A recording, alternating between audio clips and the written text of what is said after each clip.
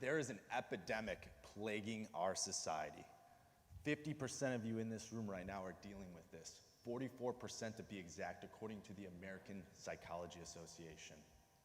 This disease leads to other diseases like Alzheimer's, cancer, dementia, heart disease, and diabetes. It also will make you overweight and unhappy. It'll decrease the quality of your sleep. It will also impact your sex life. It will also affect and create anxiety, depression, and premature biological aging. And the worst part about it all is it is a silent killer. And if you don't take control of it, it will be too late. So what I'm here to do today is to give you the tools and strategies necessary for you to take control of chronic stress. And like I mentioned in the beginning of this talk, 44% of you are dealing with this right now. So I want, from a raise of hands, I want anybody in here to raise your hand if you had a stressful week. Raise your hand. Okay.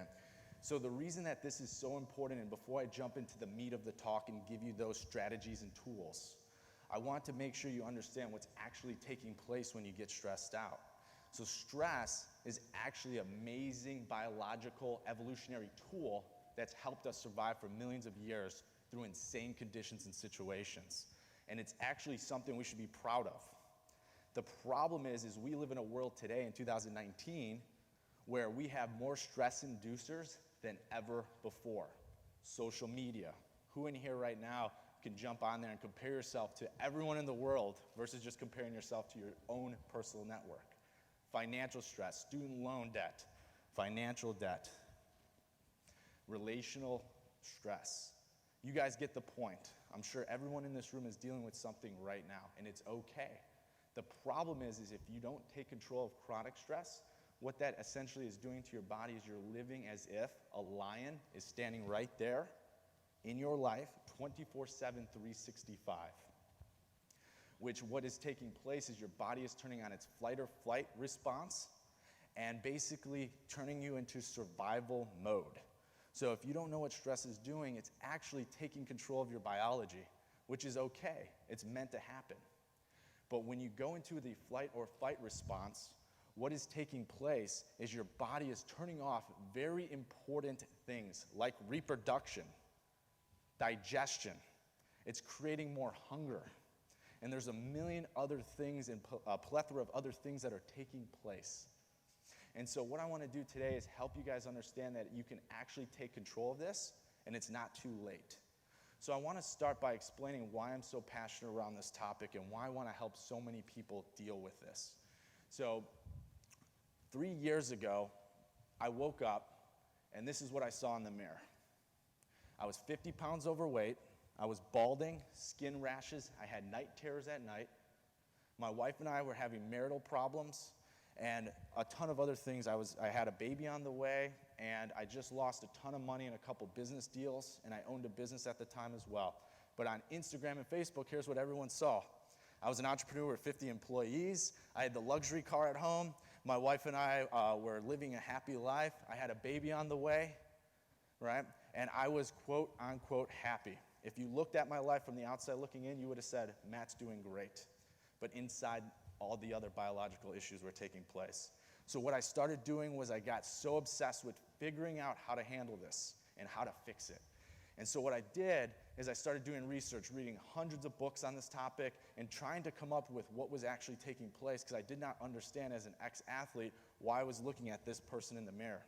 And when my son was born, it just hit me over the head that I had to make a change. And if I didn't, I was going to be a horrible example for him growing up as well. And so I want to start with step one. So if you have a pen and paper in here, I recommend you pull it out. I'm going to be going over some very tactical, logical, and biological adjustments that you can make to handle your chronic stress. So what we're going to jump into is step one. Do not suffer in silence. I have a very, very large ego, and that ego caused me to not talk to anybody about this. I just suffered in silence. I didn't tell my wife about it. I didn't tell my friends, my family. I didn't tell anyone. And here's my number one tip to anybody in this room that is dealing with stress. Find somebody in your life that you love and they love you, and just have a conversation around what is actually taking place. Now, if you want to take it another step further, I'm a huge believer. Go see a counselor. Go see a therapist. Get a life coach. Do something that is going to help you with what's going on in your life. Again, 44% of people are dealing with this. Now, if this is all you take from my talk, this will be the most important. Just talk to somebody. This will change your life instantly. But once I started explaining this to people in my life, it started allowing me to be a little bit more free and not live the lie that I was putting out on social media. And so step 2, which is now where we're going to get in a little bit more tactical around how to handle chronic stress. And I want you guys, this is what really you should be taking notes on. It's called a stress budget. Just like a financial budget where you're tracking your finances, you can do the same thing with your stress. Everyone in this room right now has a different level, an ability to handle stress. So my, stress quota might be larger than yours or smaller than yours depending on how you grew up, what you've dealt with in your life, and so on. So as you can see in the example behind me, right, there's 3 different types of stressors up there. One that is very much shouldn't be a stress, but for me, cutting the grass is a stressor, and my wife hates it, right? So I'm going to walk you through the mindset here. So that's really low-level stress, but it's on my stressor. It's one of the stressors in my life. Now, I haven't had a death in my family, but I want you guys to understand when we get to the scale here in a second, that is probably the worst stress that you can have in your life is a death in the family. Okay, so that kind of gives you a quick overview of the range. Okay, so everyone in this room should look at this budget. So the first thing is, what is stressing you out? What is actually taking place in your life right now that is causing you to be chronically stressed? And it could be as small as cutting the grass. It can be as large as you just lost your job, right? So if that's what's taking place, or you have a huge financial debt or whatever it might be. So first thing is list everything that's going on in your life, everything. Because what you're doing is you're basically creating your budget, and you're seeing where you're at right now. Then you're going to move into time or money. What is it going to take to solve that stressor? And just again, we'll use cutting the grass as an example. It's either going to cost me twice a month, $30 to $40 to pay someone to do it, or I can go spend an hour and a half to 2 hours to do it. Boom. Now I know that that's going to remove it from my plate, okay? And as we move through this, then you want to rank it, okay, from a scale from 1 to 10. How stressful is it? Okay? And everyone's different in terms of what their perception is of stress, but again, use that as kind of your ideal rating. A death in the family is the worst thing, all the way down to something as simple as cutting the lawn. Then, is it in your control, yes or no? The worst part about stress is that most of us are not in control of certain things that we stress about every single day. And if you're not in control, guess what? When you write it down and you look at it, you can pull it from your sheet. And then last but not least is, when are you going to plan to get it done? When are you going to plan to get it out? What's your plan of action? So what you're going to be able to do with this is figure out, 1, how much stress can you really handle? Just like money, how much money do you have coming in from your income? How much stress can you handle?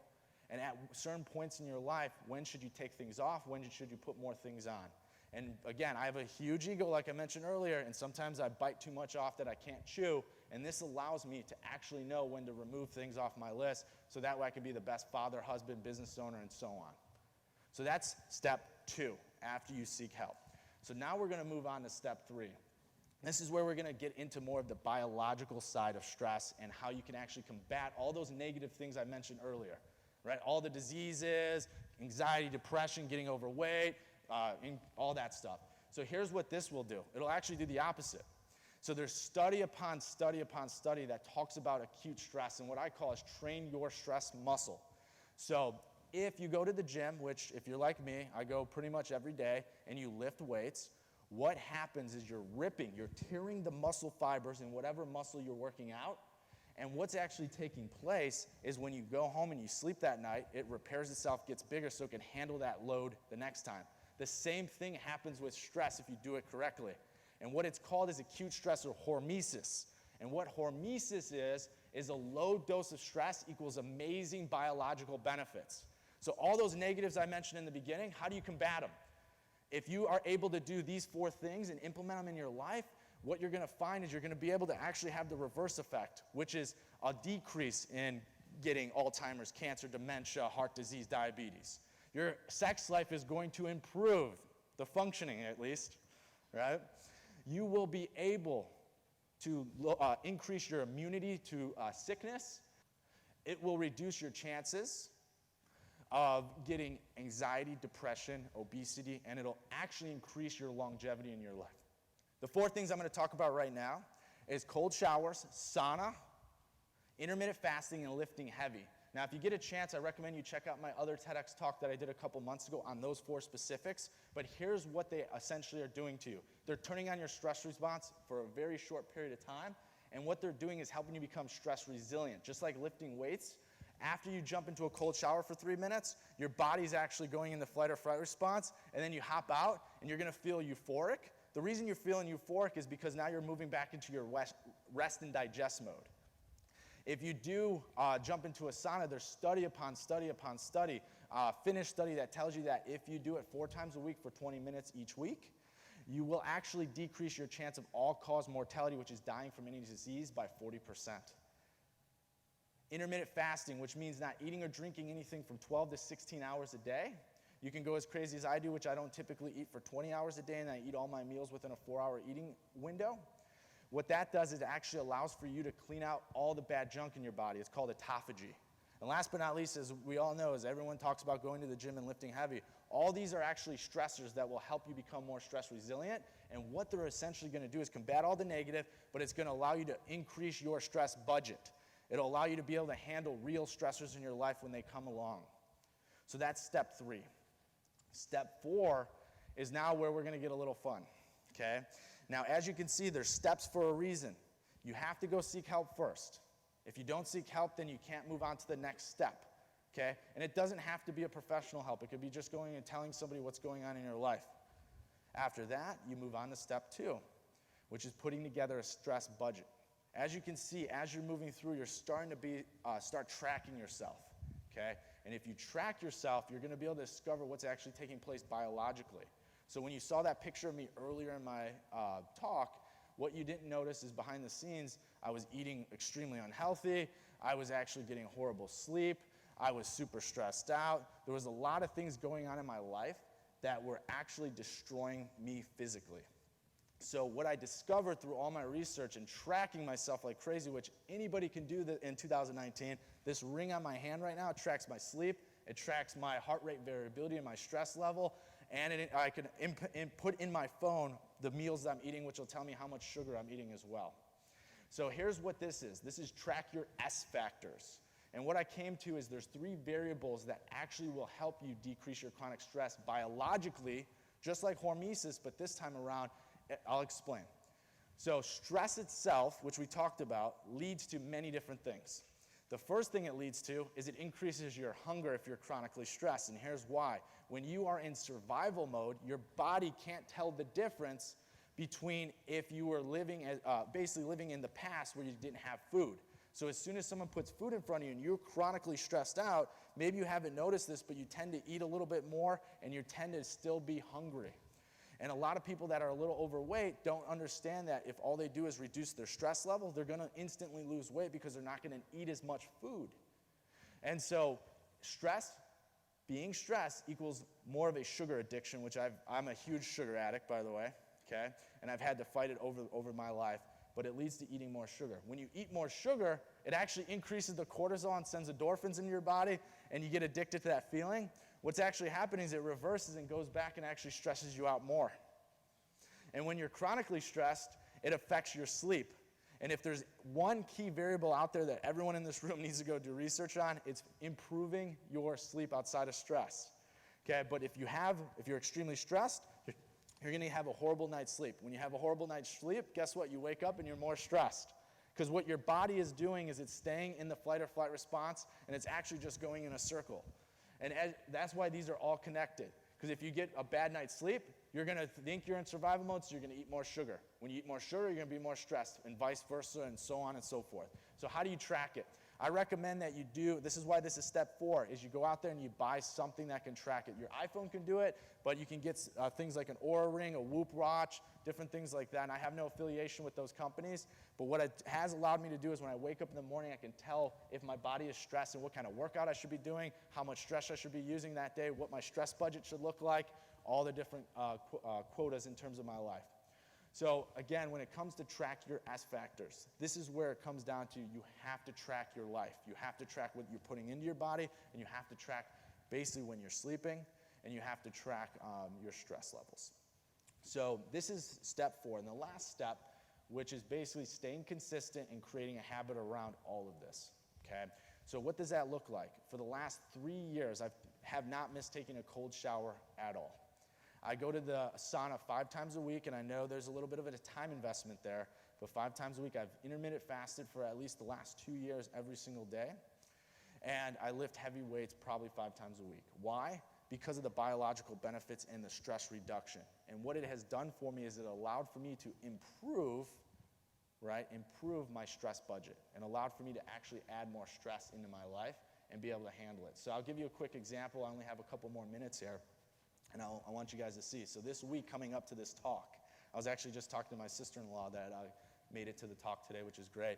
So on Monday, my car, which is the luxury car, the light came on, the engine light came on, right, on Monday. So I take it into the dealership. They're like, hey, man, it's going to cost $5,000 to fix. Freaked out, right? Like, okay, stress. Wasn't ready for that. But here's the good news. My stress budget had room for it. So it came in. We were able to go get a mechanic to fix it for $300. Then the next day, somebody backed into my wife's car. This week, by the way, backed into my wife's car. She freaked out. We took it to the shop. They were able to fix it for like $100. It was a very quick fix. Right before coming to this talk yesterday, my daughter, who's a 10-month-old right now, had a fever. I had to take her to the doctor, and I was late for rehearsals yesterday because of that. Now, here's why I'm able to stand on this stage today and not be stressed out. Last night, I had the best night's sleep you can possibly have. And the reason I know is I tracked it, right? And when I woke up, all those different things that happened throughout the week, I was ready for because I have it in my stress budget, okay? And I want to end with this. I want everyone in this room to close their eyes for me really quick. I want you to take all the stresses that you have going on in your life right now, and I want you to imagine that you have full control over them in the next month. How would you feel when you woke up in the morning? Take that couple seconds. And that's what can happen if all you do is implement these simple steps. Again, go talk to somebody, add hormesis into your life, put a stress budget together, track the S factors, and make it a habit. And I'm telling you, you'll live a happier, healthier, longer life. Thank you so much.